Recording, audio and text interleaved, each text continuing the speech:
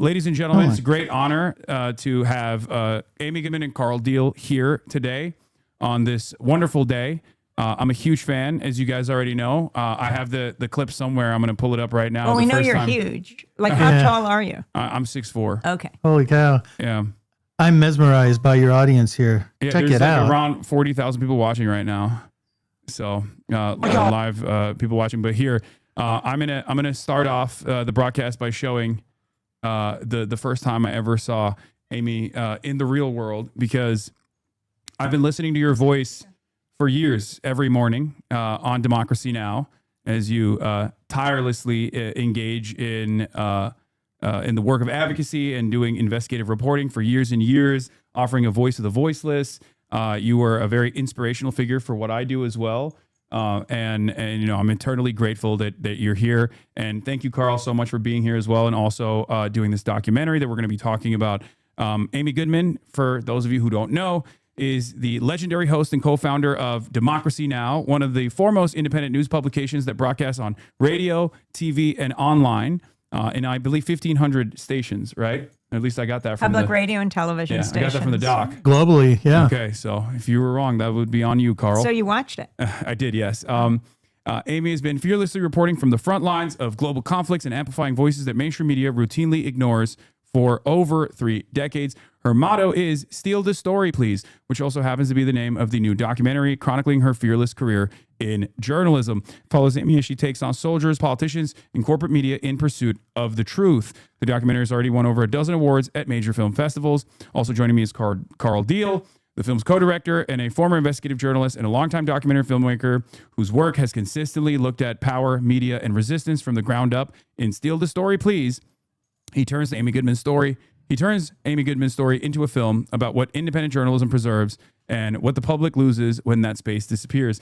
Amy, also you brought another friend. What's your? This is Zazu Goodpup. She is one of the leading news hounds, and then no disrespect to Kaya. She is one of the most important paparazzi of our time. I see that. Kaya is also. I don't know.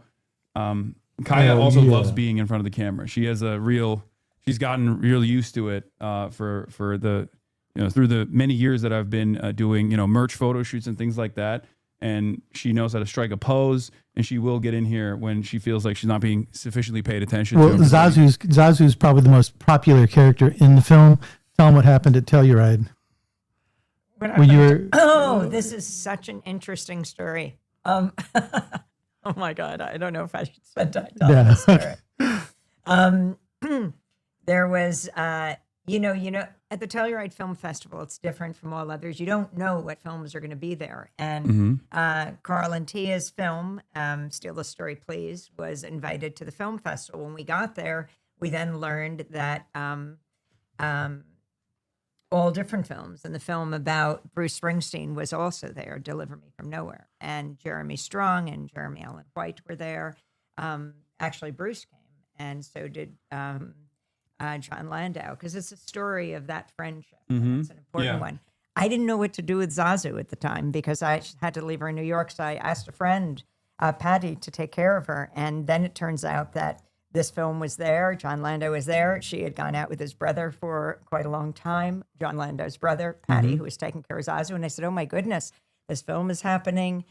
Deliver Me From Nowhere. John Landau is here. Bruce is here. And she said, what is wrong with this picture? You are at Telluride, and I'm sitting taking care of your dog in New York. Yeah. It's beautiful. You said Bruce on a first name basis. Has Bruce Springsteen been on the show, I assume? Well, we just had our 30th anniversary, and we had this big event at the Riverside Church, this famous church where Dr. Martin Luther King gave his speech against the war in Vietnam a year to the day before he was assassinated. April 4th, 1967, he gave the speech. So that's where we had the 30th anniversary event. The problem was 2,000 people were going to pack the place on February 23rd, and then Snowmageddon happened. And the day before, we had to cancel it. Oh, no. So then we found a date about a month later, and Wynton Marsalis was going to go down the aisle, this jazz legend, but he had to go to Japan, so he wasn't going to be a part of it. But Patti Smith rejoined. She was with us at the 20th anniversary, and now she could attend on March 23rd, as did Michael Stipe. of REM and Hooray for the Riff Raff, the singing Palante, Ever Forward, Michael Stipe, Patti Smith, and to wrap up, I looked out at the thousands of people and said, we couldn't figure out how to end tonight. Oh, but I see someone in the audience who could maybe help us. The boss, Bruce Springsteen. So he got up, he sang as he is singing all over the country now, streets of Minneapolis. And then together, they all came up on the stage. Patty, Michael, Hooray, and Bruce. And they sang Patty's legendary song, People Have the Power. And maybe that's a great way to start here because that is the principle of independent media. People have the power. You know, when we're going to cover war, we're not brought to you by weapons manufacturers. When we're going to cover the climate catastrophe, we're not brought to you by the oil, gas, or coal companies. And we're going to cover inequality, not brought to you by the banks and the financial institutions, but brought to you by listeners, viewers, and readers who are so committed to an authentic, independent voice. That's the kind of media that'll save us. Absolutely. What do you say about the state of media right now? Now that we have Kalshi and even Polymarket, these like gambling websites that are also purchasing ad space and doing collaborations with the likes of CNN. Do you feel like the state of mainstream media is in a worse position than it has ever been? I mean, the legacy media is really in a shambles. I mean, we had on a few weeks ago, maybe someone could take Zazu because she's getting a little nervous here. I think she wants to investigate some news story. Oh, maybe she's just going to sit. Maybe she'll just sit. We had on a Washington Post reporter, and she'd done. Okay, Kaya and Zazu getting to know each other. She had done an anatomy of the first day of the bombing of Iran, right? The girls' school in Manab in southern Iran, where like 175 people died, about a dozen teachers, but overwhelmingly primary school girls. And just watching them get to know each other here.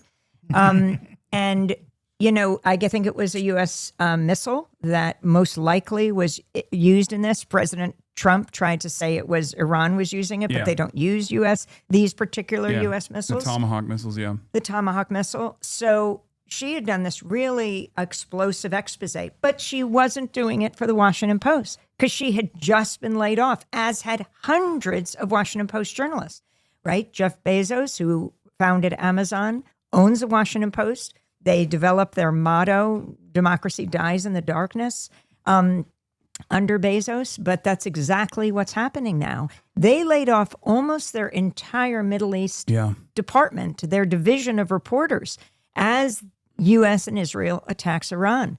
And this is extremely serious. What is happening to the media? The corporate mergers, you have CBS and you have, Skydance merging with Paramount, owning CBS and 60 Minutes. And how did they get approval for this corporate merger?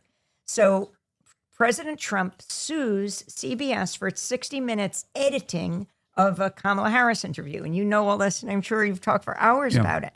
I don't think it would have stood up in court, but it wasn't worth it to CBS to fight this. Instead, they paid Trump $16 million, which supposedly goes to the presidential library. Why? They had much more to make in a $6 billion merger between Paramount and Skydance that had to be approved by Trump's FCC. And that's exactly what happened. And now Paramount is making the moves to take over Warner Brothers Discovery, and it'll be HBO, CNN, already owns CBS. But that's where Carl can pick it up, because Carl Deal and Tia Lesson have joined 1,000 other directors and Hollywood stars, and we'll take it from there in challenging. She's such a great host. She's such a great news host. See, you immediately threw it to the guest. You can just go back and take a nap if you want right now. Yeah, we got the real pro.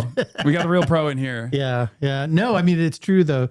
But the narrowing of the mainstream media through all these mergers and stuff does create space for voices like yours to just sort of, proliferate now. And there are all these different ways that people are consuming news now, and it's by necessity. And I think in a lot of ways, what Amy's been doing for 30 years and what Democracy Now! Does has sort of helped widen landscape a little bit at the same time. No, absolutely.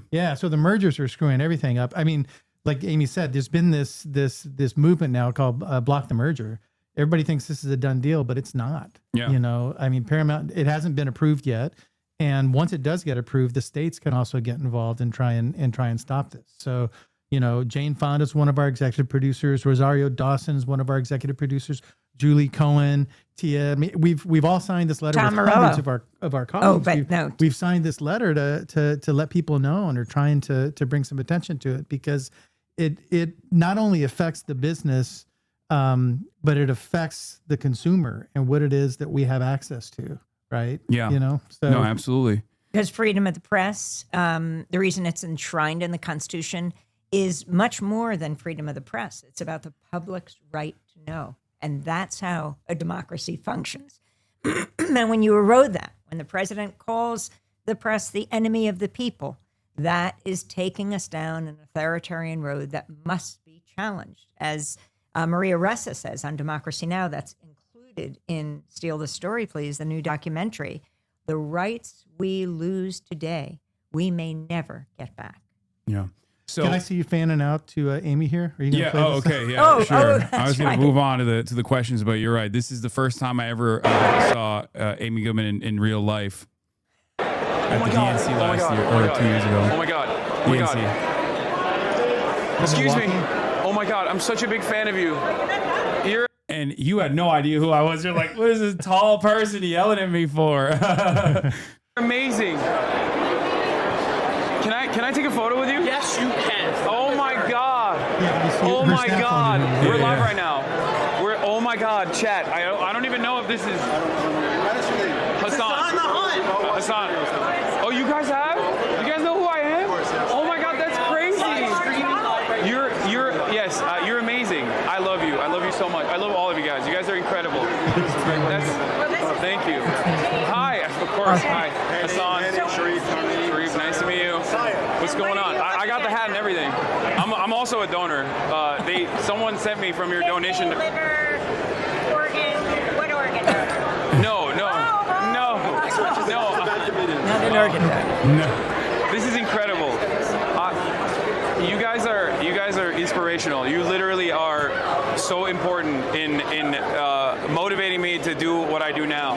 There are I don't even know. Are we live right now? Can people see it? Yeah. Everyone, check out democracynow.org.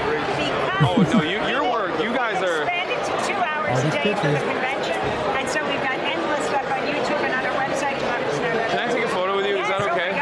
Oh my God. Here you go. I'm gonna cry a little bit. I'm fangirling.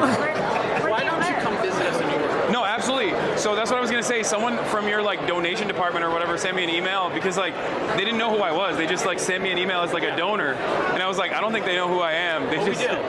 Well, now I know that you do, but I meant when the donation department was like, hey, you should come check out the studio. As a big donor, I was like, no, I don't think they know who I am at all. Let's take a picture. All right. Is it okay? Can we hear? Oh, there it is. Yeah, that's Okay, that there you was our first interaction. And that's amazing because I'm with all my colleagues there, and it's really a brain trust at Democracy Now! Hani Massoud almost played on the Egyptian basketball team. Oh, wow. He was right there, and he's the first voice you hear in Steal the Story, Please, because we were at the UN Climate Summit in Poland, and we'd just gotten off the show, and we saw And you're Trump's chasing the sole American- representative Yeah. there, and Honey's saying to me exactly who he is, and you hear his voice as we move forward. And then there's Nermeen Sheikh, who is the co-host on course. Democracy Now! In the white jacket. Oh, where's she? And next yeah. to him is, there's Nermeen Sharif Abdel Qaddus. He's right there. And, Sharif is now at Drop Site News. He's behind. And in the documentary, there's this whole part at the Republican convention in St. Paul where it was John McCain and Sarah Palin. And there were mass protests against the war in Iraq. And Sharif and Nicole Salazar went to cover it, our two of our producers, and they immediately got arrested. And Nicole was slammed to the ground. And so I was on the convention floor, and because you've been inside and you've been outside, it's hard to get to the convention floor. Finally, I got there. I had to ask a bunch of questions. I got a call. Sharif and Nicole have been arrested. Oh my God. So we go racing out.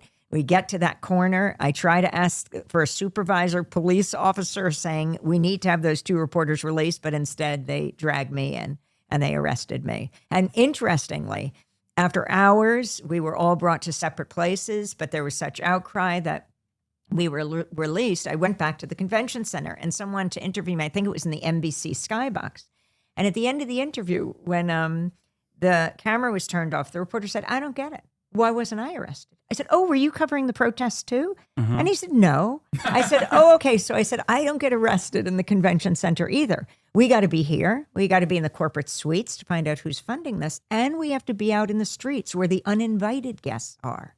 And that's what it is to have a media that is independent, that is not there just to bring you the voices of power, but is there to bring you the people, as Nermeen says, that are outside the frame, and not only get them inside, but center them. Yeah. And look at this respect that you're getting here, Amy. I don't think Hasan's not talked for this long on his feet. No, How of long? course not. I had a somewhat similar experience. I covered the protest the first day of the DNC. I was outside. I was at the protest. And then I covered extensively the uncommitted movement on the last day. And I was actually invited. I took advantage of the influencer route. And I was invited by I remember that. Yeah, the Creators for Kamala, and they actually were pretty good at like finding a space for myself because they couldn't like figure out exactly what I was doing. So I took advantage of that, like because they didn't understand what like Twitch streaming is, and they ended up giving me this like massive box seat that was even better seats than like CNN that had paid like hundreds of thousands of dollars to be able to get, but. They revoked the credentials that I had on the last day because I had, I interviewed the uncommitted movement and then also was, creating a big fuss about not having a Palestinian speaker and how this was a major point of contention, how this was going to lead to real issues down the line for Harris's electability. And they revoked my press credentials in front of a New York Times reporter who was actually covering me in real time in front of 70,000 people. And I had to go and cover the rest of the event from my hotel room. They made it impossible for me to be there and continue doing live coverage. And how do you think your coverage changed from that front row seat to being in your hotel room? Which was better, do you think? Oh, I don't mind doing it from the hotel room at all. It didn't, like, my commentary didn't change at all. Well, I had to whisper because like someone, I was yelling a little too much in my hotel room apparently because when I heard Kamala Harris talk about how she was going to commandeer the most lethal military, I was like, oh no, this is like disastrous. Like this is disastrous, pro-war commentary coming from the Democratic president, like the Democratic presidential contender. This is not going to be received well. Of course, none of those warnings were heard. But yeah, I had someone down the hall come in, knock on my door and be like, listen, I like your commentary, but you got to keep it down a little bit. So I had to whisper, yell for the rest of the night. Yeah. But I want to start off by asking the question. I think I might know the answer to this as well, because it's like something that I also embody. Why do you encourage others to steal your story? I think of an exclusive as a failure, because just us having it, well, what matters is people talking about it everywhere. That's when people can decide what they want to do about it. So in the documentary, Steal the Story, Please, we go out to Standing Rock, to the Standing Rock Sioux Reservation in North Dakota. It's this epic struggle. It was the first presidential race between Hillary Clinton and Donald Trump. And April 1st, the unofficial historian of the Standing Rock Sioux, LaDonna Brave Bull Allard, invited people to come because the Dakota Access Pipeline looked like it was going to be built, and they were afraid about it polluting the Missouri River, I think the longest river in North America, right next to the reservation. And she said anyone who would come could stay on her property, set up your teepee or your tent. And she thought a couple dozen people would come. Yep. Hundreds came, then thousands came. Then all these resistance camps were built. Like veterans and veterans, people from all different walks of life. indigenous people from Latin Water is America. life. Water is life. First Nations from Canada. It was the largest indigenous gathering in decades in the United States, and their non-native allies. And so we were covering it from afar, but came from New York. Labor Day weekend. And we covered a group of people that went onto property that they said was their burial ground, and a judge was going to rule on whether it could be excavated a few days later. But they were shocked to see bulldozers there already beginning the excavation. And so girls, women, men, boys stood in front of these earth-crushing machines. It's very dangerous. I mean, we know what happened to Rachel Corrie, March 16th, 2003, 3 days before the U.S. invasion of Iraq. She was in Rafah. She was in Gaza. She's standing in front of a pharmacist's home about to be demolished. The home, she stands in front of it with a bright fluorescent vest, and she was crushed to death. So I was very aware of that. And I see these women and girls standing in front of it. It was scary. But their presence that day, on Labor Day weekend, 2016, the bulldozers decided to pull back. 1, 2, 3, 4, 5, 6 of them pulling back. But then the security guards of DAPL, the Dakota Access Pipeline, unleashed dogs on the protesters. They called themselves water protectors. And we filmed a dog with its mouth and nose covered with blood. You know, the dogs were like about the size of Kaya. They were, I think, German Shepherds. And they were being gassed. They were being bitten. And we then had to go back to New York, and we posted it online. And within 24 hours, there were 14 million views of this video. Now, I'd been invited into CNN and then MSNBC and all these, and I would say, why don't you cover the climate crisis? And they'd say the executives upstairs say people aren't interested. There won't be any more eyeballs on us. I think any executive would drool to get 14 million views. Oh, yeah.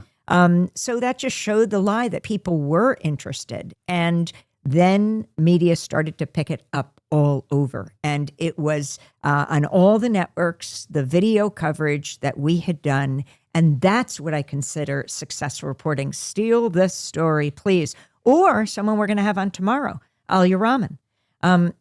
Alia is the woman who was driving in Minneapolis to her doctor, and she was, immigration officials stopped her. This is just a few months ago, smashed her window, dragged her out of her car. As she said, I'm disabled. She's autistic and disabled. And they said too late. And they take her to the Whipple Detention Center. And we interview her then. Ilhan Omar, the only Somali refugee Congress member, invites her to the State of the Union. She goes there. She's really injured, but she felt it was too important not to go to the State of the Union. She's sitting in the gallery with all the other invited guests. And you know how that was. The Republicans. I wouldn't. Your camera will pick up what's on your phone. The Republicans were standing up, sitting down, standing up, applauding, sitting down. That would work the other way too if it was Democrat. And so at one point when President Trump was denigrating the people of the Twin Cities, Alia stood up quietly, just bearing witness. And security took her out. And she had already been brutalized. And now she was being taken down again. So she's arrested. She goes to jail. She was supposed to be on our show the next day for her response to the State of the Union. She got out of jail at 4 a.m. and she says, Amy, she comes on Democracy Now! The next day, I'm wearing the same clothes I wore last night because I just got out of jail. And I thought it's important to live up to my commitment. Well, now she is suing. And tomorrow, her and her lawyer will come on to talk about their case. But when we had her tell her story of what happened at SOTU, the State of the Union, all the papers picked up the story. Because we don't have your typical pundits on who know so little about so much, explaining the world to us and getting it so wrong. We have people closest to the story at the target end of policy. And that's the kind of voice we need picked up and stolen to be widely disseminated in the press. Because it's how the rest of the world learns about us, is through the press. It's how we learn about a lot of things in this country. And it's got to be through something other than a corporate lens. Yeah, no, it's absolutely. I have a similar motto as well, probably picked up from your assessment too, from your motto. But that is my mentality as far as the things that I talk about, where people will be like, "Oh, I use your talking points when talking to my family members." I'm like, "Well, that's the whole point. I want you to internalize what I'm talking about, and then be able to effectively communicate the right side of a lot of these issues, a lot of these causes." So that you can then, change their minds as well, in the same way that I've been able to do that to people in my audience.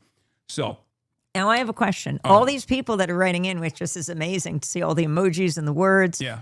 If anyone's in the Los Angeles area, one of the things that we're doing as Tia and Carl take the film around. It just opened in New York and now it's in Los Angeles at the various Lemleys, is doing fundraisers for independent media. And of course, I got my start at Pacifica Radio, founded in 1949 in the Bay Area. We're going to do one for KPFA this weekend.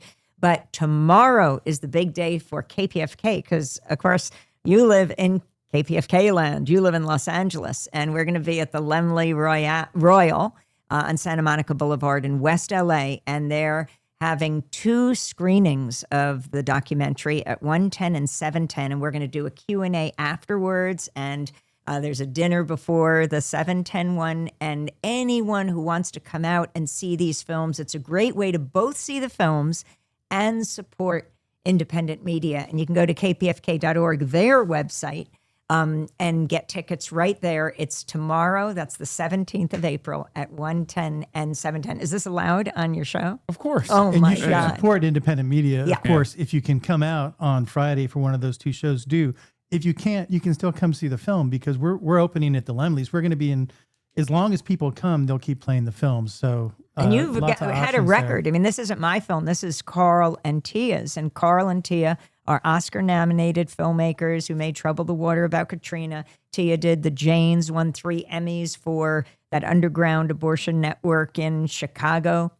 But you can say you broke a record in New York at the IFC where it's continuing to play. Yeah, no, we're independent, just like you, just like Amy. And we're rolling this film out now. We're going to be opening in, probably upwards of 100 theaters nationwide, which is pretty big for a doc.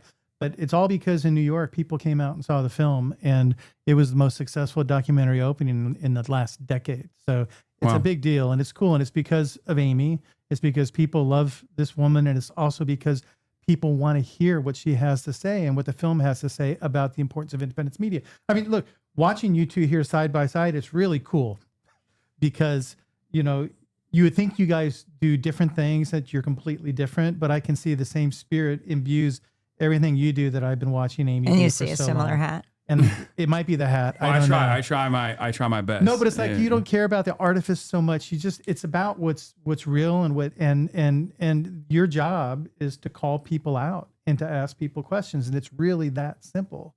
And so people might think it's rude when the president might think it's rude when Amy asks him a tough question, right? Yeah. Like we see with Clinton, but that's just her doing her job, asking the question. And because she's independent, because you're independent, you don't need to stick your head in the sand. You don't have somebody above you telling you that we're going to lose advertising if you don't step into line. Yeah. So it's really important. Or access journalism as well. I feel like that's become the normal state of affairs in legacy publishers, where they're too afraid of not being invited to the press pool. I mean, it's accelerated even worse under the Trump administration, especially the second time around, where they were demanding that the Pentagon press pool sign loyalty pledges to never release any information that the government could declare classified, that they had to get pre-approval before they report on anything from the Pentagon side. That's just not journalism at all. It's just you're becoming a stenographer for the state. I call it the access of evil, right? Trading truth for access. And it's not worth it. Politicians need journalists more than journalists need politicians. It's not worth asking the softball questions, to stay there and ask the soft questions. Either ask the hard questions or do something else. Yeah. Do you feel like there are still people that are carrying on that spirit? I mean, there's obviously independent media outlets. One that you guys also work with quite frequently is Dropsite. There's now Zeteo as well, and many others. But are there some that you feel like are not getting the same level of attention? Well, in the documentary, you see Jeremy, and where Jeremy Scahill, who co-founded with Ryan Grimm Dropsite News, he gets his start at Democracy Now! And then Jeremy goes on to co-found The Intercept, and then goes to Dropsite News. And then you've got Dave Isay, who ends up doing StoryCorps, which is really actually very important. It's a cultural commentary of our time, just people interviewing each other, grandparents, grandchildren, and the Smithsonian is picking up all that. Sharif Abdel-Quddus, his work is Absolutely critical. He started at Democracy Now! He was going to be a corporate banker, and then he went a different route. And that was right before he saw an ad at Democracy Now! Some professor sent it to him or a friend. And it was right before the U.S. invaded Iraq. And because he spoke Arabic, we were at DCTV, which is closest national broadcast to Ground Zero, and that's a part of the film. But within a few weeks, John Alpert, a great filmmaker and journalist who runs DCTV, asked Sharif to come with him and the Renault brothers to Iraq.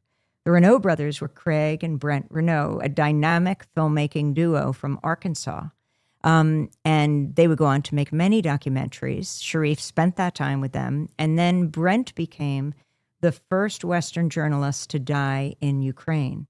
And Craig, his brother, to honor him so that we don't forget his memory and his great work, did the documentary Armed Only with a Camera, The Life and Death of Brent Renault. And that went on to be Oscar nominated. And I went with them to the Oscars this year. Sitting with Brent and Craig's mother, Georgianne. And that work will hopefully continue in all different ways. Okay, Those are so, big pictures. so I got some exclusives you're good here. At this. Okay, I got some exclusives here, and so I'm gonna show them one by one. These are some of these might be never before seen photos, and I wanted to ask you like what's going on in these photos. Wow. I got these from Hasan, Jeremy. you're great. So what's happening here? There's a young Jeremy Scahill right there. He was like 23 or 24.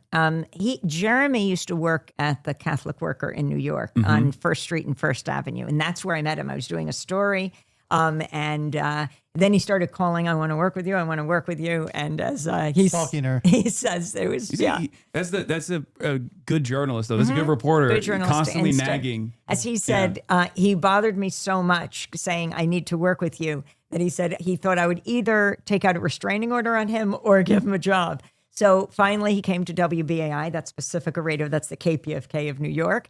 And we started working together. And then I got the chance to interview Ken Saro-Wiwa. He's a great writer. Actually, he wrote a soap opera in Nigeria, Africa's most populous country, and the producer of The Greatest Oil, The Most Oil in Africa. And he was not going to forsake his people, the Ogoni people. They were taking on Shell, which had crisscrossed Ogoni land with pipelines. Yeah. And he started to talk about it everywhere. And the difference between him and activists inside Nigeria is Ken had the wherewithal to take it outside. And that was very threatening to Shell because he was taking a story to the Western nations where people would push back. An activist called us in New York, said, Ken Saro-Wiwa is in New York. Can he come into WBAI? This is before, this was right at the beginning of Democracy Now! And I was on a show called Wake Up Call. And I said, I'm so sorry. We are totally booked today. I didn't know who Ken was. And he said, but he's only here for this morning. I said, 2 minutes. He can come in and he can say what he's going to do. Classic. And as he started As the credits are rolling. speaking, no, but this was at the beginning as opposed to the end. You're right. As the credits are rolling, yes, I love people that get every into time. that. But at the beginning, as he started talking, and I said to him, he said that the oil companies like dictatorships because they can crack down on the people who protest the despoilation of their mangrove forests. And he said, I am a marked man, which was to say the least chilling. He left our offices. We, at that point, bumped everyone else on the show to hear what he had to say. And he would go back to Nigeria. He would be executed with 8 other minority rights activists. And I mean, Tia and Carl show this section in the film, and it just chills you to the bone. He was killed, and then we went to investigate another story that we learned about on the way to Nigeria, which was the Chevron Corporation in the Niger Delta. And we went through the nooks and the crannies of the Niger Delta, Jeremy and I, with a number of Nigerians who took us there.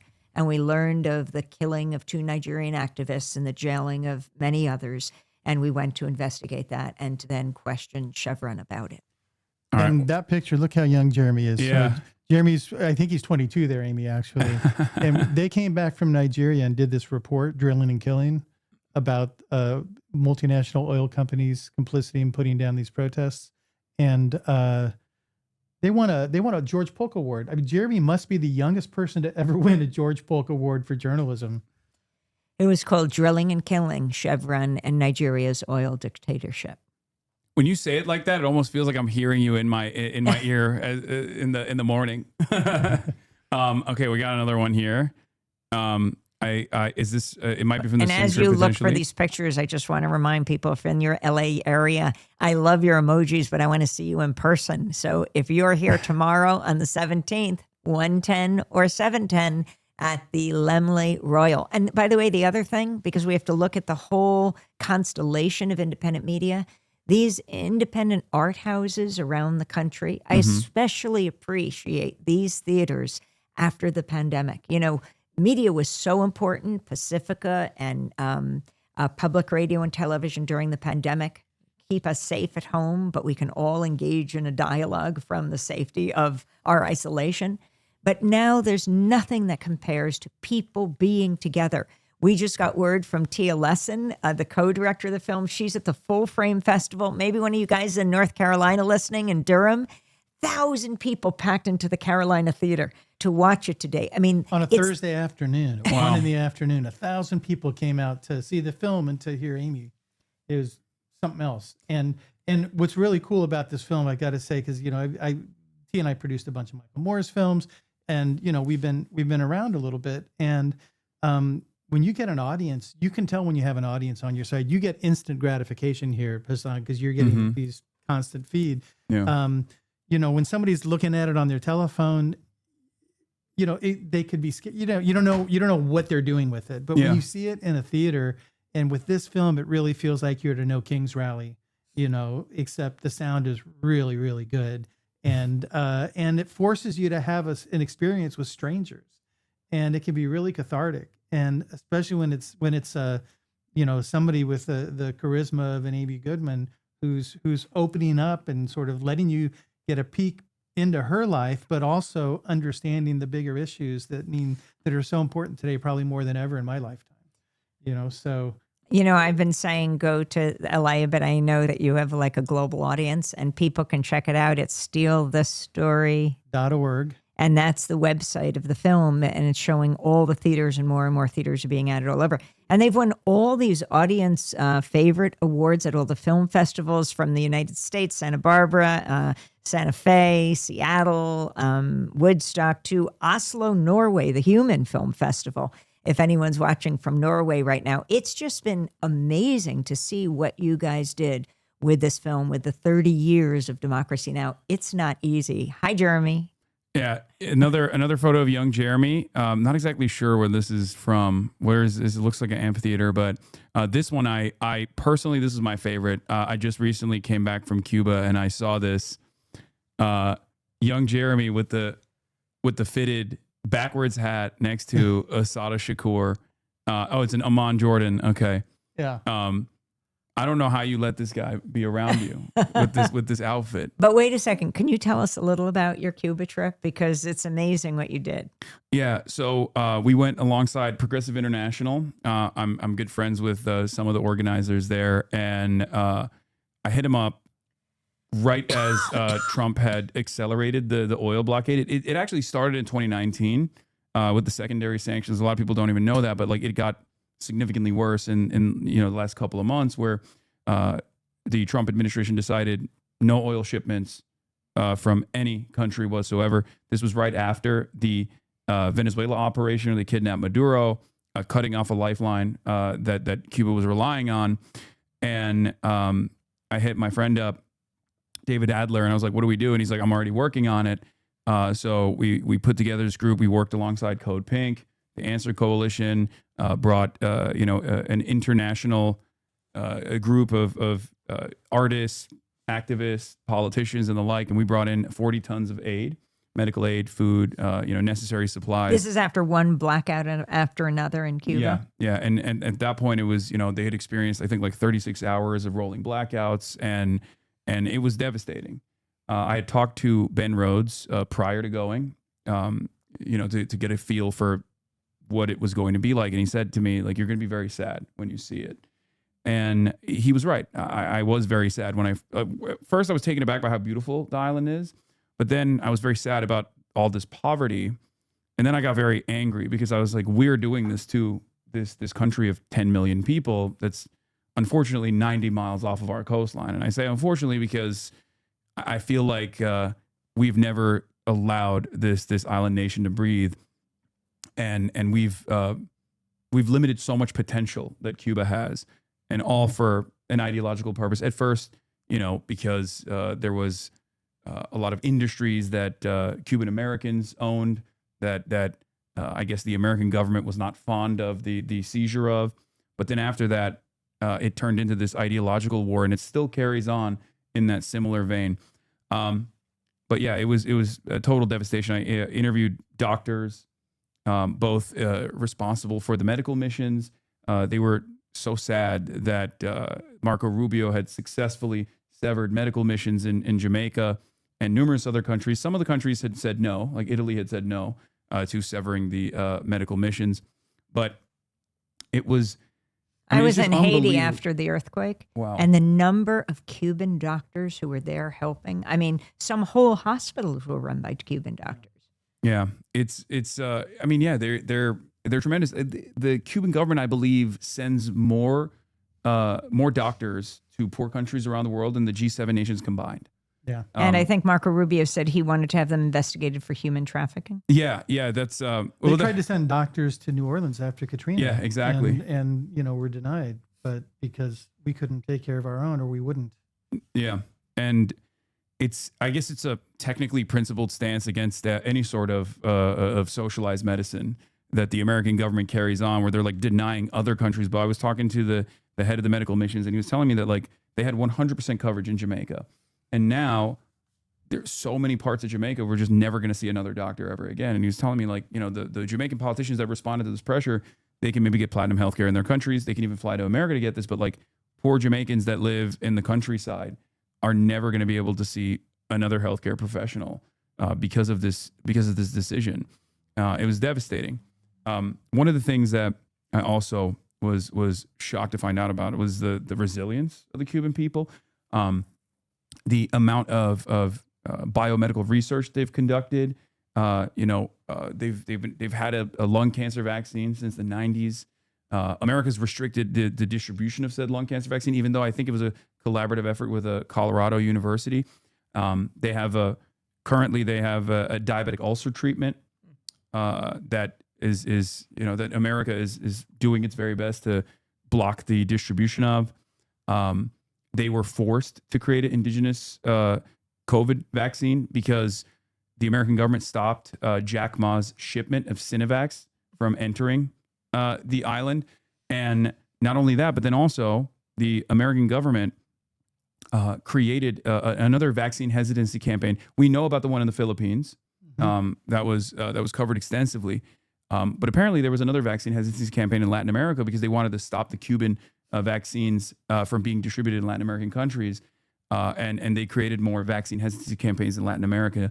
And what's really interesting about the ties of, I guess, American empire and how, all of these foreign adversaries that we've designed as enemies collaborate with one another, oftentimes forced to collaborate with one another, is the fact that the American government, alongside Israel, bombed the Pasteur Institute in Iran. That was the institute that was in coordination with, I think, Havana. That was the institute that created that indigenous COVID vaccine that made its way to Latin American countries. So, all of the death and destruction, the wars of choice that we engage in are not only totally unnecessary, but it's just like rank cruelty. And seeing it firsthand in Cuba, like seeing the impact of it on the Cuban population, it was devastating. Yeah. Yeah, it is. I mean, that's why it's important to be places to be witnessed. Oh yeah. That's what journalists do. And it's such an important job, and it's such an important service. And, it shouldn't be a business.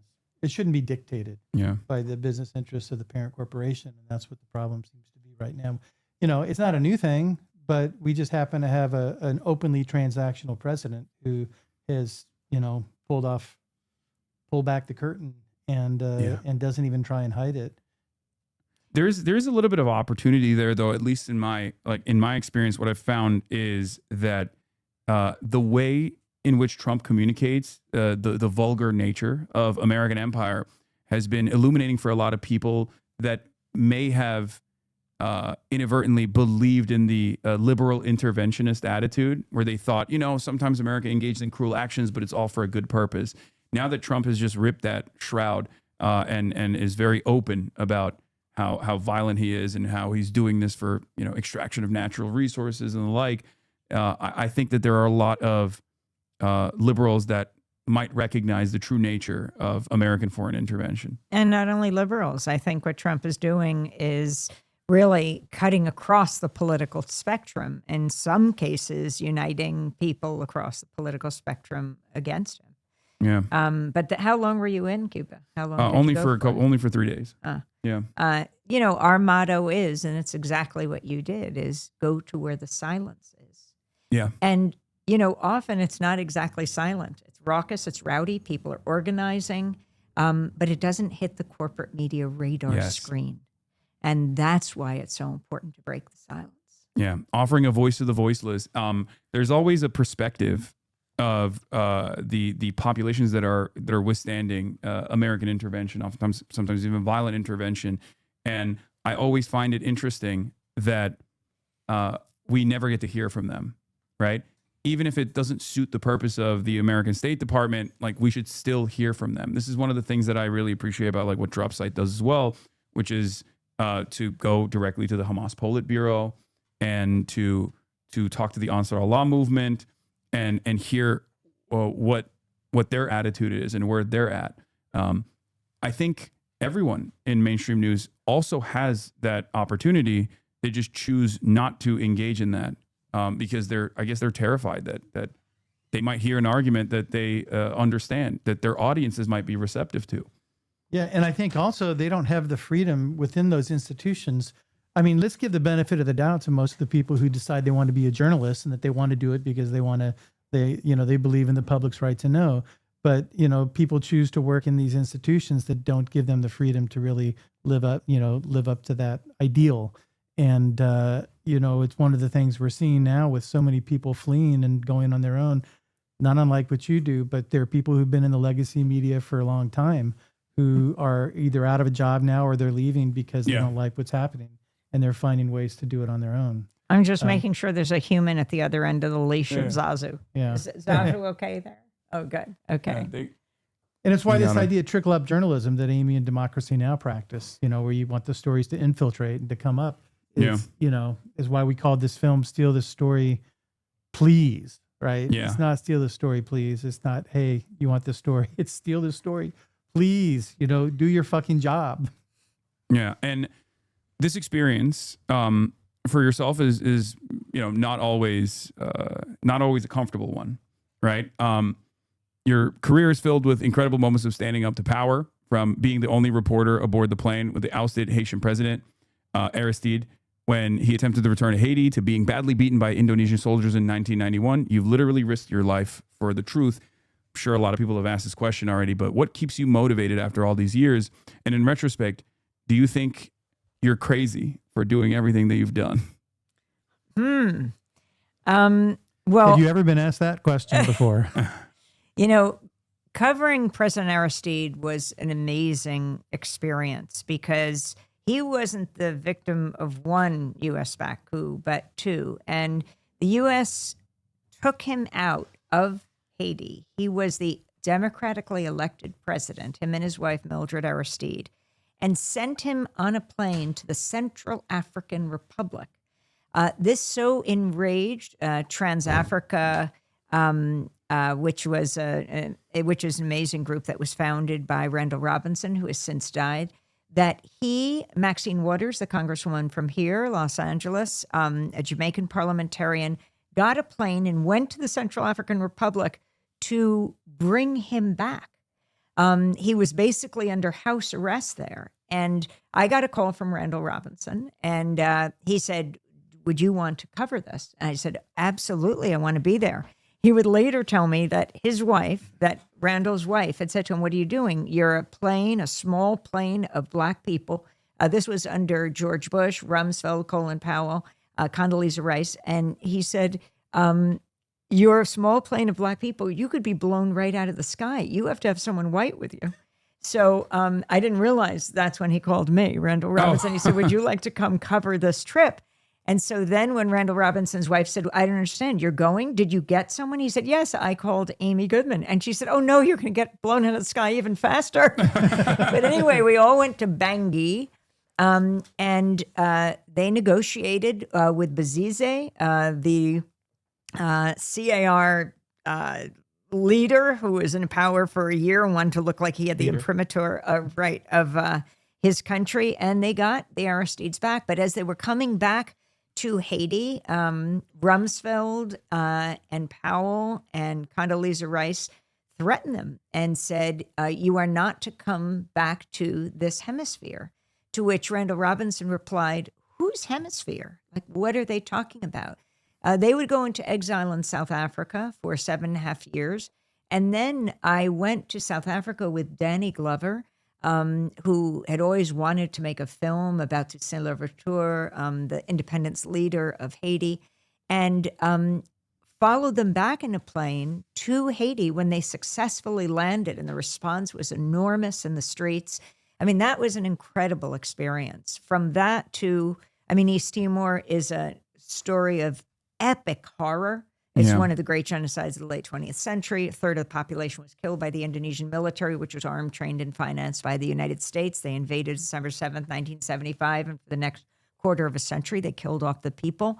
And I covered East Timor, went there with my colleague Alan Nairn, who was writing for The New Yorker, and on November 12th, 91, we witnessed and survived a massacre of over 270 Timorese. We thought our presence as Western journalists could head off the attack because we came from the same country the Indonesian soldiers' weapons came from. Yeah. But unfortunately, it did not head off that attack. But as information came back to the United States, and you see that scene in the film when I'm questioning Mike McCurry, the spokesperson for President Clinton, Congress actually had cut off military training aid to Indonesia. Was Clinton really going to restore it? And he got angry, McCurry, and he said, the turnip is dry. And what was most interesting about that whole interaction with the White House press corps is that a bunch of the journalists giggled with him, laughed. And that kind of peer pressure, who cares? Because we're talking about lives here. We're talking about life and death situations. But in 1999, the people of East Timor got to vote for their freedom in a UN-sponsored resolution and a referendum. And 3 years later, they became one of the newest nations in the world. Yeah.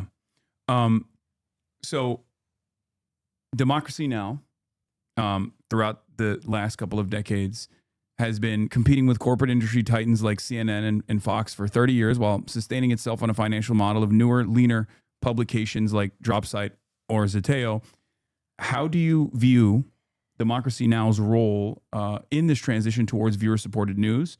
And how do you expect the news landscape to change in the next 30 years?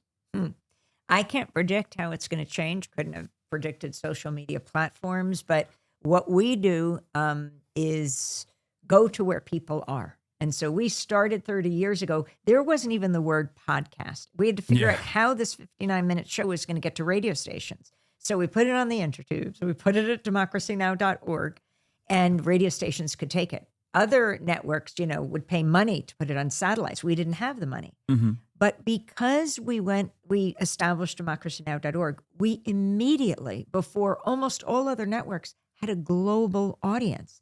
And then we'd have, you have the headlines, and then you'd have segment 1, maybe someone in Mexico would transcribe it. Segment 2, someone in Montana. Segment 3, someone in South Africa. We'd have our transcription coordinator post it online, and we'd have the full transcript. This built the audience. And then reporters could take these voices to the press briefing of the Pentagon or the State Department or the White House. And these are the original voices, right?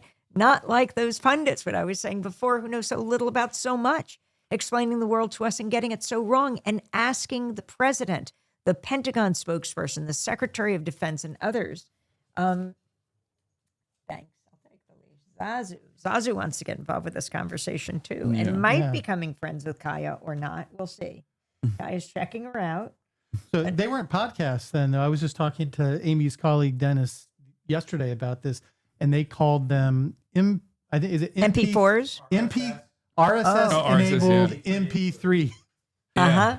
And that's how stations started taking it. And then that was 1996. And 5 years later, the week of the 9/11 attacks, we were the closest national broadcast to Ground Zero. I was telling you, we worked out of this downtown community TV where the Renault brothers worked. And we just kept broadcasting. The first plane at the first tower minutes before we went to air. The second plane hit the second tower at 9:03. We were broadcasting at the time 9 to 10. Now we do 8 to 9. And we didn't know what had happened, but people started running down the streets covered in ash. And we broadcast for hour upon hour. And then I knew we couldn't leave because we were within the evacuation zone. If we left our broadcast site, we would not be allowed back. So we stayed there. There was this hammock that I would try to sleep in at night. I'd walk around near the pile. Everything was covered in this, just in ash. And then station after station, TV station, then it was public access stations. Start to ask, can we run Democracy Now? Those are TV stations. We're sending out so many video cassettes. I bet half your audience doesn't even know what a video cassette is. And then when we would send out those, the college station would ask in a town, a radio station, can we run you? Then the PBS station, then the NPR station. All the Pacifica radio stations were running us, and that's how it grew to almost 1,500 stations. Also, our headlines available in Spanish. We have them translated right after the show. So many in Latin America also take our headlines. And that's how they stole the story. And that's how, and I mean, you asked, so listener, viewer, reader, supported. That's who we turned to from early on, but it was global, and that's what made the difference. In the film, the interviewees often say that other journalists simply do not ask the important questions that you do. Why don't they ask those questions? Well, part of it, I think, is the access of evil, trading truth for access. That's pretty straightforward. And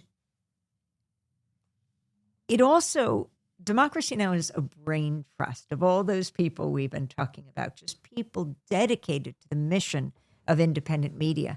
And we work really hard. I mean, the producers comb the world looking for people who are closest to the story.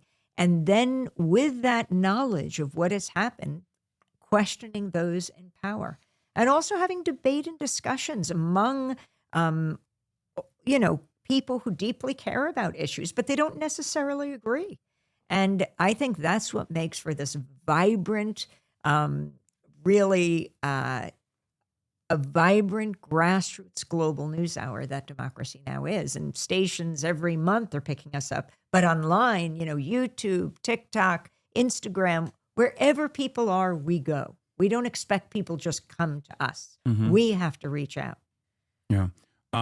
One thing I've noticed is that you rarely offer your own personal opinion when you cover a story, your own personal commentary. But I'm sure you'd be the first to say that the very language we use to cover an objective story is always going to have its own bias. For example, passive voice whenever mainstream reporters are covering incidents that pertain to police violence or even that translates to state violence. No matter how closely it resembles terrorism, like in the case of Israel. How do you view your role in shaping narratives and providing your insight into current events? Again, speaking to people closest to the story and hearing their descriptions of what's happening. I mean, the horror of Gaza, hundreds and hundreds of journalists have been killed there. Most recently, just last week, an Al Jazeera reporter, and Israel completely admitted it. I said they targeted him. Yeah. I was just thinking about Rafat Al-Adir because for our 30th anniversary, in addition to the musicians, and by the way, I don't know if you knew this. Do you know Peaceable Kingdom by Patti Smith was actually written about Rachel Corrie, who I was talking about earlier. I did not know that. About what she did in Rafah, in Gaza, which was fascinating. But Rafat Al-Adir, he is the poet who wrote If I Must Die. We interviewed him in Gaza, revered poet and professor, teacher. He was killed with his family. And at Democracy Now's 30th anniversary, we were joined by Mossab Abu Toha. So we played Rafat on Democracy Now, and then we played Mossab remembering Rafat.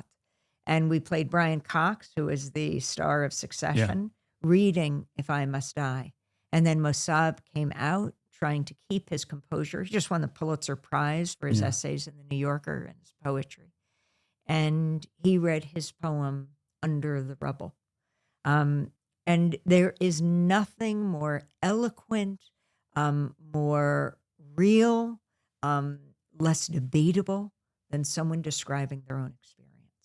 And, I go back to the beginning of Pacifica. Pacifica was founded like 3/4 of a century ago, 49, by a war resister, came out of the detention camps in Berkeley, founded KPFA, 1949. Here in Los Angeles, 1959 was KPFK.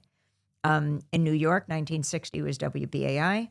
1977, Jazz and Justice Radio, WPFW in Washington, where we're going to be going and doing a big event with them on May 1st.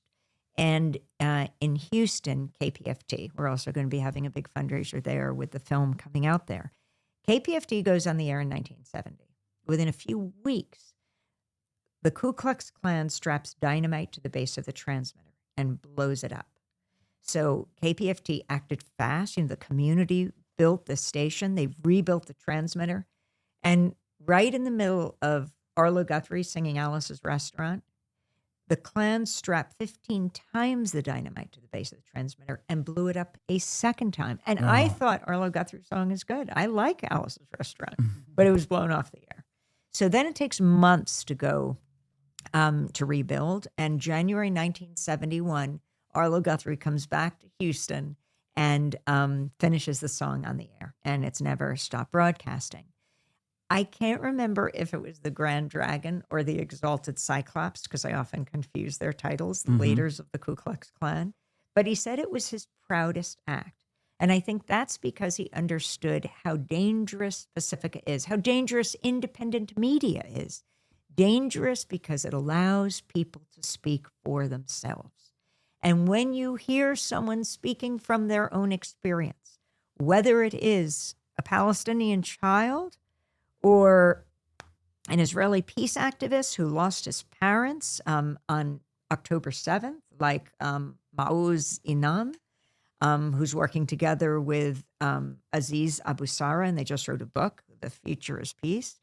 Whether it is an aunt in Afghanistan or an uncle in Iraq, you may not even like the uncle he reminds you of, that uncle, but it challenges the caricatures and the stereotypes that fuel these hate groups.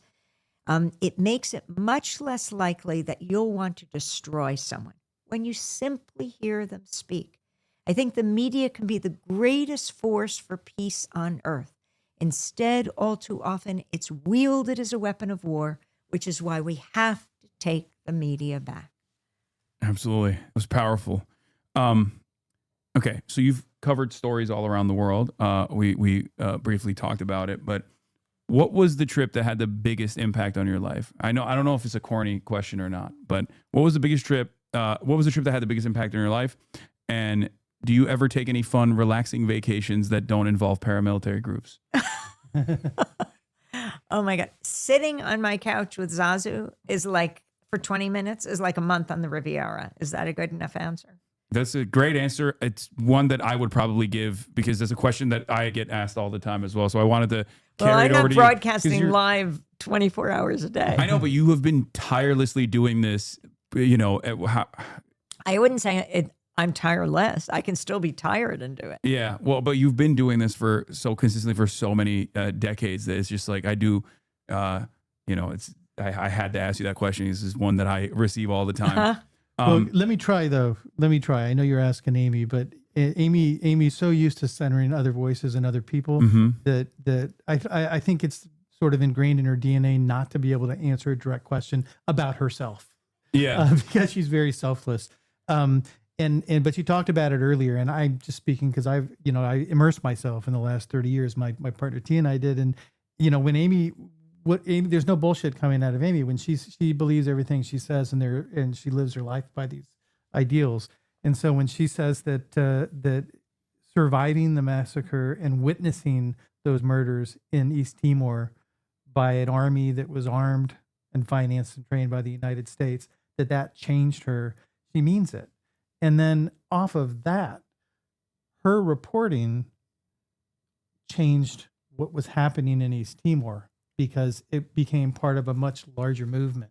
And that's, I think, so objectively speaking, as an outside observer who had nothing to do with what Amy did, seeing the power that you have as a journalist, that your voice can have to change the course of history or to influence the course of history, I think was the most life-changing thing that I've seen her experience. I mean, in that case, it was the people on the ground, especially these young people in Timor. They weren't even born when Indonesia invaded and illegally occupied them, but they were the ones who were standing up. And that is incredibly inspiring, even when their friends, when their neighbors were killed. And so many of these interviews in Timor, in Haiti, here in the United States, interviewing people in Gaza through this period, in Iran. I mean, it is amazing to talk to Iranians in the diaspora, Iranians in Iran. But I mean, the professors, the artists, the poets, the people who themselves have been victims on the regime, of the regime, on death row in the Evin prison, notorious prison. But they are saying now, no, this is not going to improve the situation for us and our colleagues, the dissidents, our compatriots in Iran right now. It will harden this regime. This is not what we think will further any kind of democracy. It's just amazing to hear people speak for themselves. And they're the ones who change history, to point a mic in their direction, to shine a spotlight on what they're doing. That's the honor of my life. Wow. I wanted to give you a poster. We got one right there. Oh, here it is. Here it is. But check this out. You know who Shepard Fairey is? Yeah, of course. The artist. Yeah, the amazing, started as a street artist. He worked in all kinds of media. He did the Barack Obama Hope and Change poster. The Hope He and did. Change poster. Yeah. Well, he did this. He's also a fan of hers, not of mine. Mm-hmm. And he offered to do this poster, and it's just beautiful because what I love about it here is it's the fist in the air, and the weapon is the microphone. Yeah. And we just went to Shepard Fairey's studio, and we told him we wanted to give this to you. And again, at the top, it says, "Go to where the silence is and say something." And that's really very much where Carl and Tia end the documentary. Yeah. But You have to sign this for Hasan. I'm going to sign it. Yeah, what an honor. I have another question for you. Again, somewhat of a corny one, but you've basically interviewed every single person, from Bill Clinton to Noam Chomsky and some of Jeffrey Epstein's other friends as well. What was the most important interview that you've ever conducted? Oh, man. It's tough. It's a tough question. I cannot say the most important interview. Thank you so much. And then look, I have to show you something. In the Okay. background, this is when Sharif got arrested. And then I also got arrested along with him. This is the standoff at Standing Rock covering it. And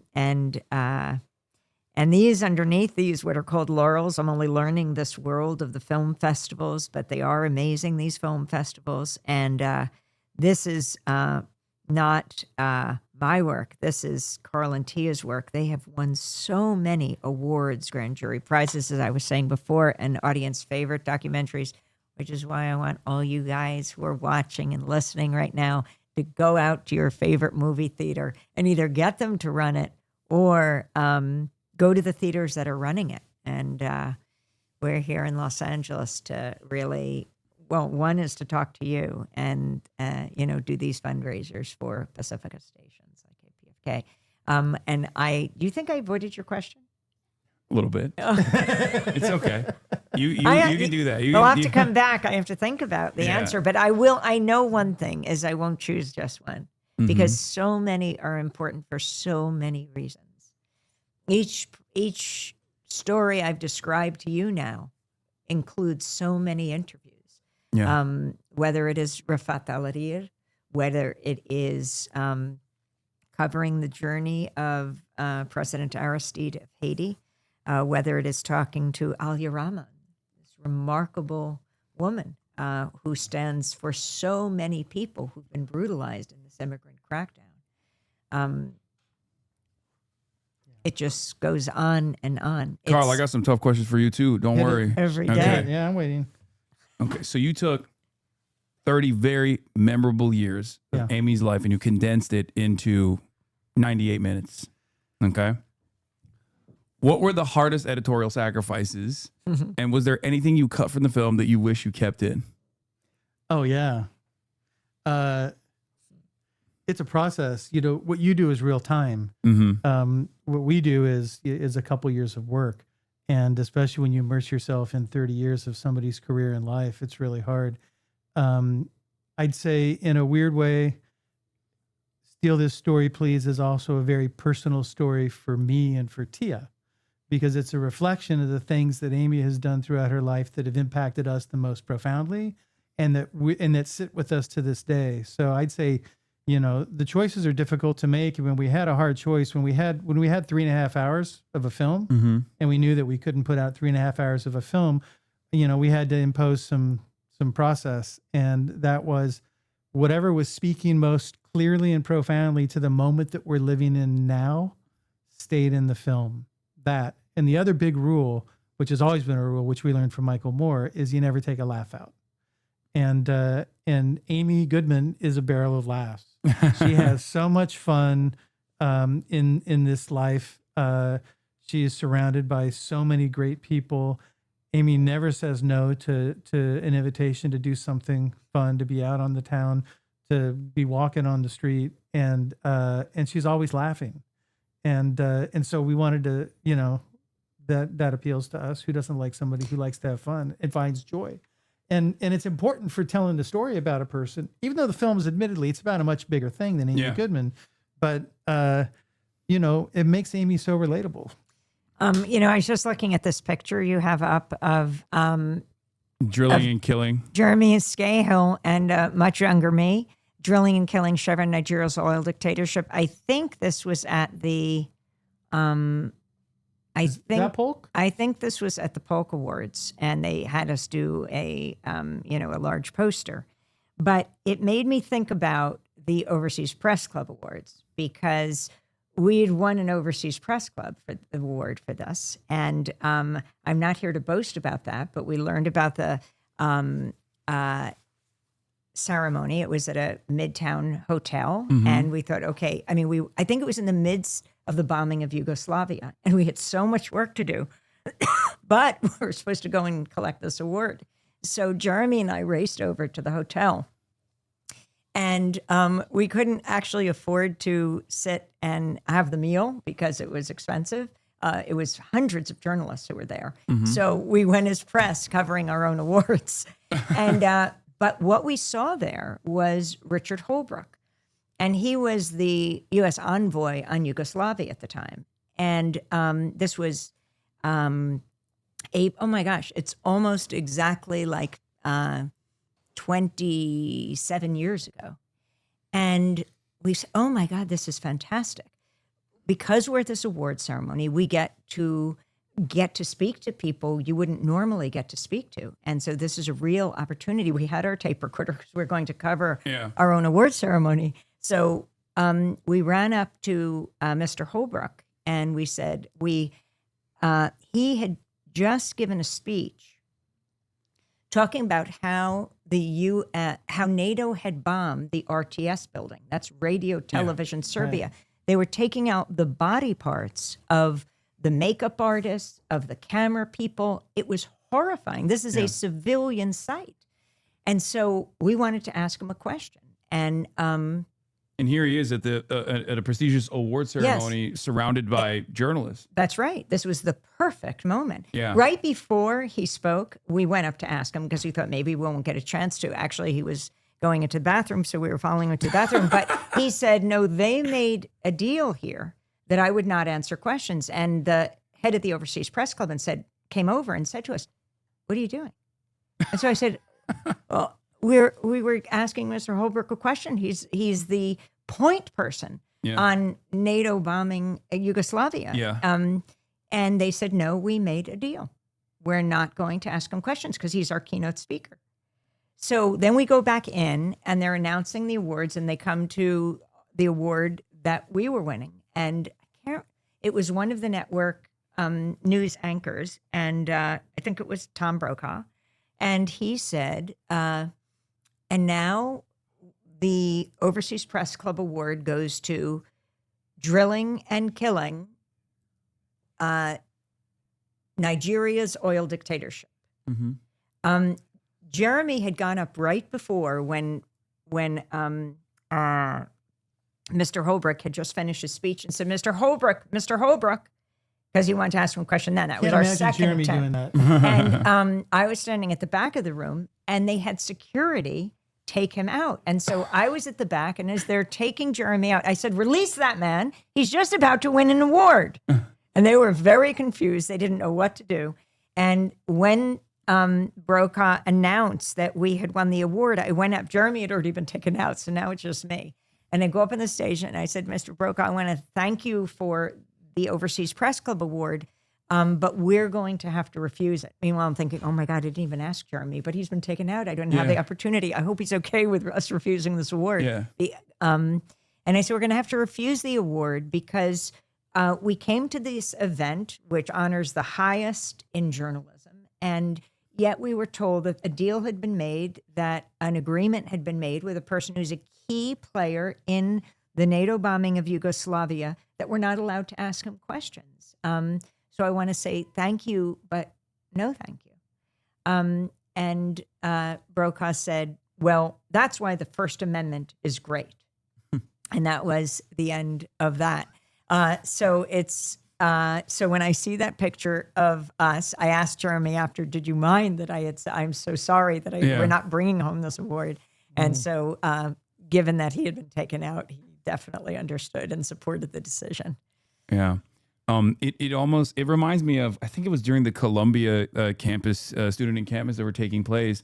I believe it was like the Pulitzer Hall that was like offering, or the journalism school was setting guidelines on what their students were able to report in the student newspaper, because they were worried that the Trump administration, or not even the Trump administration, the Biden administration at the time, was going to enforce these restrictions. Or was it under the Trump administration? But I just thought that it was very interesting that, like, I think it was under Biden. Yeah, yes. we're teaching this next generation in an incredibly prestigious university that is the same, that carries the same name as an award that is given to reporters, where we were teaching them that you have to censor yourself ahead of time instead of conducting what you're supposed to do as a reporter, as a journalist. It's a very interesting lesson in, I guess, that hypocrisy that has been going on for far longer. There was a question I had. I have a question. Okay. Do you have the trailer? Do I have the trailer? I can find it. I don't think I have it right here, but no, I don't have the trailer here. I can find it though. StealThisStory.org. Oh, it's there. Oh, right. It's right there. I think you hear Jeremy in it, right? You hear Jeremy in it. And you hear Sharif in it.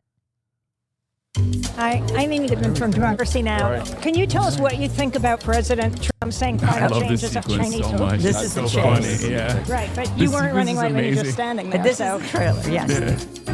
My first impressions of Amy. What did you say to those who say that you're a war criminal? I was asking Bush that. No. Journalist here. Independent media is the oxygen of a democracy. What do you mean by independent? Not being sponsored by corporations. Amy's chaotically brilliant at the spy game. We began on 9 radio stations. If she believes something, she's going to fight for it and get it out to the world. Straight up journalism. It came from my Jewish education that you ask questions. Sharif, can you talk about what's happened on the Gaza Strip? From Ground Zero from East Timor, the 3 deplane in Haiti, from Georgia's death row prison. We had to smuggle in our recording equipment. This was extremely dangerous. We're accusing a powerful American corporation of murder. Without any warning, the military opened fire on the protesters. They put the guns to our heads. It is critical that we expose what is done in our name. Patty Donald Smith doing Trump Bob Dylan. understood corporate owners of the media would do anything for money. She taught me, speak to the people at the target's end of the bomb, speak to those who are being deliberately silenced. When you hear someone speak, it's less likely you'll want to destroy them.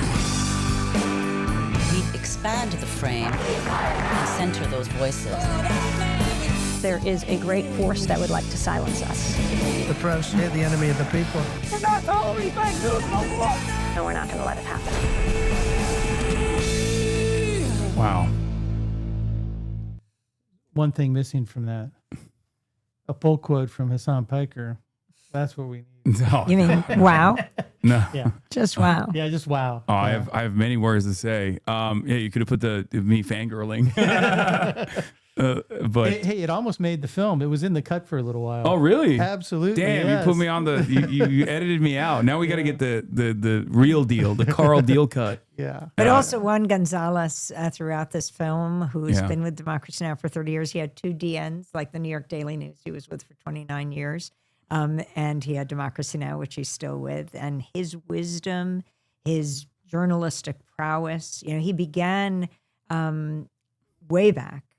He was part of the Columbia Students' Strike of 1968, one of the leaders, and then went on to found the New York chapter of the Young Lords with a group of people. And one of the things he says in the documentary, which is so profound, you see this group of Puerto Rican, I mean, they're like the Puerto Rican Black Panthers. Yeah. As he says, we managed to frame our own story, to shape our own narrative. When you look at that circle of Puerto Rican activists, you realize almost everyone became a journalist. Yeah. And he said, that is the most important thing you can do. And that's the whole idea behind Steal the Story, Please. It's really about shaping the narrative and putting it out there. Yeah.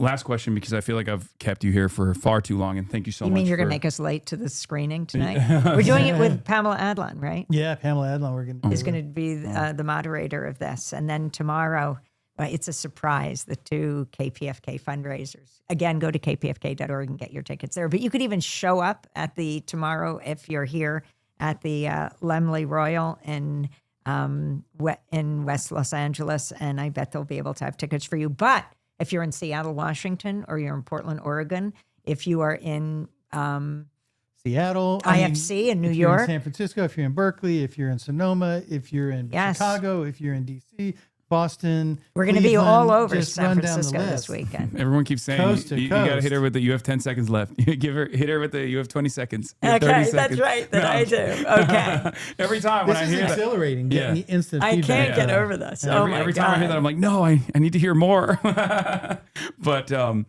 what I was gonna say is there's been a real sea change in attitudes over Israel's conduct in the last 2.5 years now, and I feel like that is, of course, the lion's share of that burden comes from the Palestinians, who were able to communicate the atrocities that were taking place in real time, sometimes in their final moments.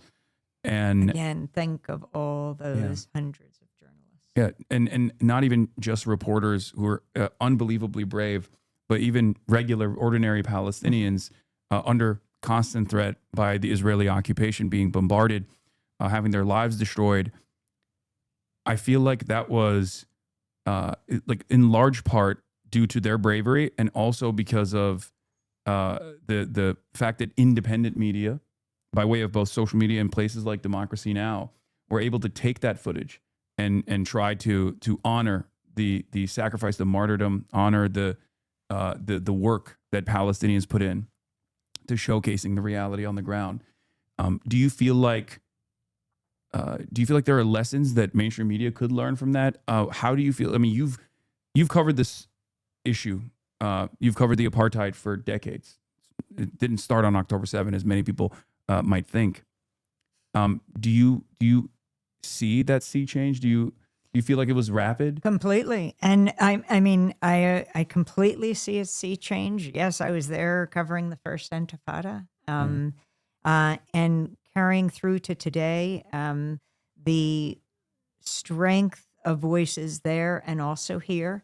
And being a Jewish journalist and coming from a religious Jewish background, my grandfather was an Orthodox rabbi on my mother's side, and my great-grandfather on my father's side was a Hasidic rabbi. He was the Henry Street rabbi in Lower East Side.